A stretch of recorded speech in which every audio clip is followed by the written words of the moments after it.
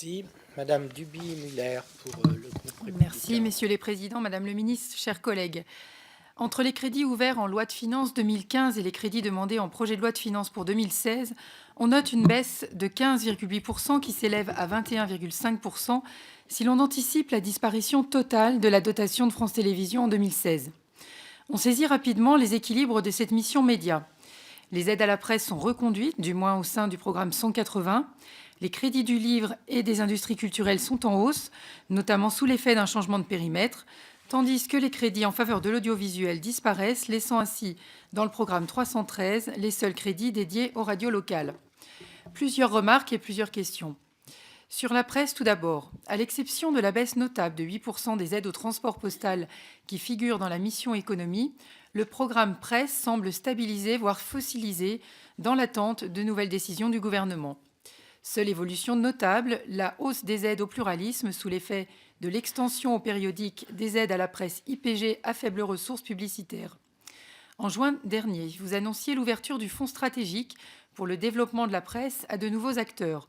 Or, dans votre budget, les crédits de ce fonds sont précisément en baisse, ce que regrette également notre rapporteur Michel Français pour d'autres raisons. Comment expliquez-vous ce choix ? Par ailleurs, Google lance un nouveau fonds d'aide européen cette fois-ci, qui prend la suite du fonds d'aide pour l'innovation numérique de la presse et doté de 150 millions d'euros. Vous avez récemment annoncé la création d'un nouveau fonds de soutien à la création d'entreprises de presse. Ce fonds sera-t-il également un outil d'accompagnement du secteur vers le numérique ? Comment va-t-il se positionner par rapport au fonds Google et comment sera-t-il financé ? Ensuite, très rapidement, sur les industries culturelles, je souhaite me féliciter au nom de notre groupe de la hausse des crédits de la Hadopi à 8,5 millions d'euros, même si cette hausse revient en réalité à une stabilisation, l'institution ayant puisé dans son fonds de roulement pour hisser sa dotation de 2015 qui était à 6 millions d'euros précisément au niveau des 8,5 millions d'euros qui lui sont accordés en 2016. Et même si ce niveau de dotation est en réalité inférieur aux 9 millions d'euros demandés par l'institution ou aux 10 millions d'euros dont elle a besoin pour effectuer l'ensemble de ses missions légales.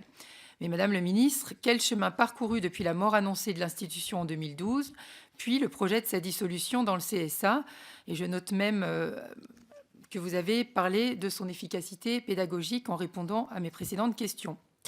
Enfin, concernant l'audiovisuel public, je commencerai par noter deux grandes évolutions plutôt positives dans les budgets des organismes de l'audiovisuel public. Le gouvernement semble enfin respecter ses engagements en cessant de proposer des niveaux de part de redevance ou dotation en retrait de plusieurs millions par rapport au COM des organismes. Et il semble presque en avoir fini avec les prélèvements tout azimut sur les fonds de roulement des institutions, à l'exception d'Arte France qui se voit encore prélever 2,8 millions d'euros en 2016.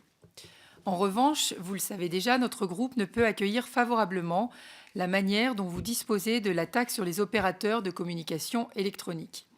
L'article 20 du PLF, amendé par nos collègues de la majorité, augmente le taux de cette taxe et affecte directement le produit de la hausse, 75 millions d'euros en projet de loi de finances initiale, puis 140,5 millions d'euros après amendement du gouvernement, à France Télévisions, tout en supprimant l'intégralité de sa dotation.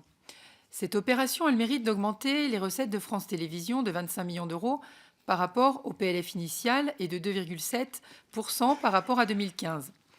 Toutefois, derrière cette hausse espérée des ressources se cachent deux pièges dénoncés par notre collègue Franck Riester. Premièrement, le gouvernement ne respecte pas la volonté du législateur en 2009 qui souhaite le reversement de l'équivalent de l'ensemble du produit de la taxe à France Télévisions. On admirera le tour de passe-passe du gouvernement.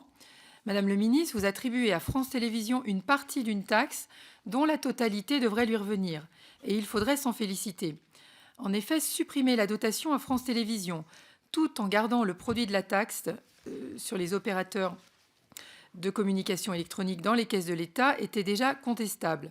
Mais dans le même temps, augmenter cette taxe, en dépit d'ailleurs de toute promesse gouvernementale, et affecter directement le produit de cette augmentation à France Télévisions, tout en gardant le reste de la taxe dans le trésor public, relève d'un raisonnement pour le moins étonnant.